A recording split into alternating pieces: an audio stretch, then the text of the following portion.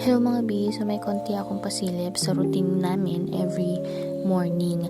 But this time, maaga akong nagising, as in maaga, like 4:30 in the morning para mag-prepare, i-prepare yung baon ng mga bata because meron akong duty nung last Thursday, Friday, and Saturday sa OPD sa may CHTG La Trinidad Bank. So, syempre mga B, para uminit ang ating sikmura, kailangan natin ng kape. Opo, kailangan ho natin ng kape, pampainit ho ng sikmura at ng katawan kasi ang hirap gumalaw sa umaga, lalo na't 4:30 AM ito ng umaga, no? So, kailangan natin ng pampainit.